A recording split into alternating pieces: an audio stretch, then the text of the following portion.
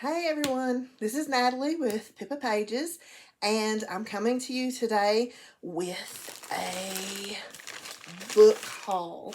I'm going to unbox this for you all, and just so you know, yes, I am still caffeinated. So, placed a little bit of a thrift book order. If you don't know about thrift books, check out their website, especially if you're a teacher. If you're a teacher, I took advantage of this with this order right here.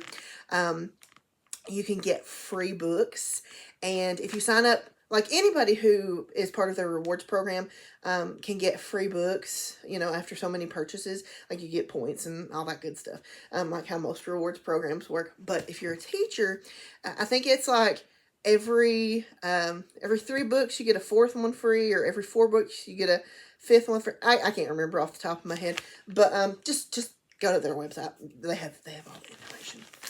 So super excited about this one. Actually had to go back to work today. I'm a college professor, and we had the first part of our orientation today. So it's a nice little thing to be able to open my books whenever I got back home. A little bonus from the universe saying, you did a good job today, Natalie. So anyway, opening the books, getting the fresh out of them, and oh, super exciting. They sent me a $100 wine voucher. I don't know about that. I don't drink, so anyway, maybe somebody can use that. So exciting! I got 4 different books here, so it must have been. Actually, I think I might have had a coupon for a free book, so I think that's probably what I did instead of using my teacher one. I don't know. Whenever I order books, kind of all sense goes out of my head. But anyway, so okay, I'll start with this one. So if you watched my last video, you probably heard me talk about the Percy Jackson series, and I mentioned that I love mythology. And I love traditional mythology, so don't get me wrong about that. But I also love how in recent years people have been taking mythology and giving it a twist. And a lot of that is giving more voice to female characters within mythology, because that's not something that was really focused on in the actual mythology. And so super excited to read this book.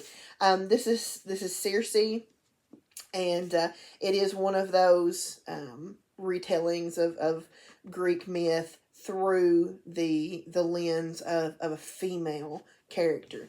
And all these books are new to me, by the way. So got that one, and which one will I look at next? This one's in kind of rougher shape than I was expecting it to be, but it's still going to be a good read. Oh, somebody left me a nice little Honeycrisp apple UPC code there. So in addition to Greek mythology, I have a lot of varied interests when it comes to reading. Basically, I'm looking for a good story, and it doesn't just have to be fiction. So I read a lot of nonfiction. As I've gotten older, I've read more nonfiction and biographies and those kinds of things. But I'm also very interested in the plot of the Native Americans. And I think it's because, this area where I live, there is a lot of Cherokee ancestry. And so it's just the lives of Native Americans has always interested me. And so when I saw, and I've still not watched the movie version of this, but I wanted to read the book first. That's kind of how I roll. But Killers of the Flower Moon is the other book that I got. It's kind of in a little bit rougher shape, as you can see, but it'll read just fine. Super excited to dive into that. And I know that it's a very sad history. So it's going to be a heavy one. It'll probably be one that I have to take breaks from reading. I like having multiple books going at the same time. Am I the only one? Do you all do that? Because, like, if I'm reading, like, a super heavy book and it gets too heavy and depressing, then I'm like, I want something a little lighter that I can, bounce back and forth with. So, I don't know. Do y'all do that? That couldn't be something that you discuss in the comments below. So, remember, keep the discussion going. Okay, this next one kind of fits in with something that I did this summer. So this summer I participated in a National Endowment for the Humanities program about Gothic literature. And so I got to spend some time up in Maine reading spooky things. And I'm wearing my one of many Stephen King shirts today. But got to spend a lot of time talking about Stephen King, Shirley Jackson, just a whole bunch of stuff. And one of the books that was mentioned by somebody in our group, I can't remember who had mentioned it or even what it was in relation to, because we threw around so many book suggestions. When you get a bunch of literature people together, there's a lot of book suggestions that come out of it.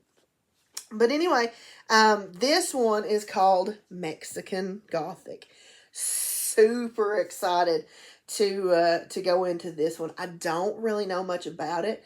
It says it's set in an isolated mansion in 1950s Mexico. Oh, it says, and the brave socialite drawn to its treacherous secrets. Love me some treacherous secrets. So, super excited about that one. And I have to pick some more coffee. I had to down that one today because going back to work, getting up at 5:30 this morning, that was very early.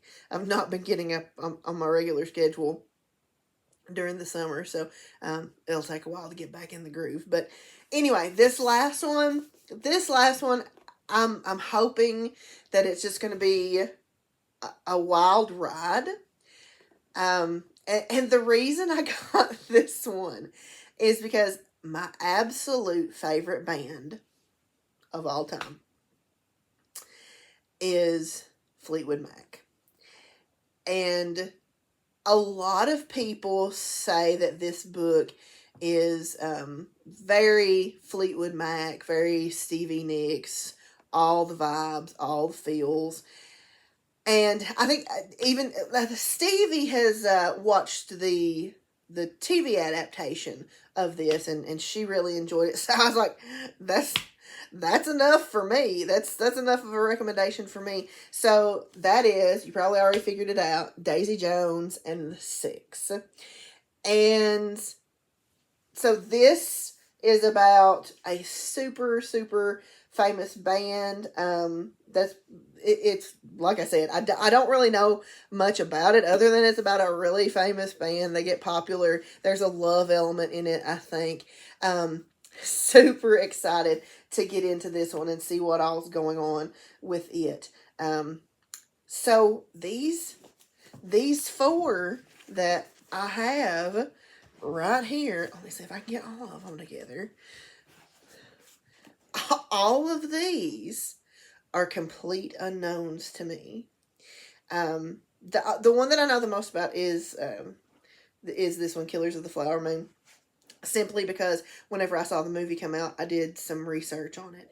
And so I'm really, really looking forward to diving into these. So have you all read any of these? Do you all have any opinions about these that you can give me without giving me spoilers? I hate it when people ruin the endings of the books for me. Don't you all?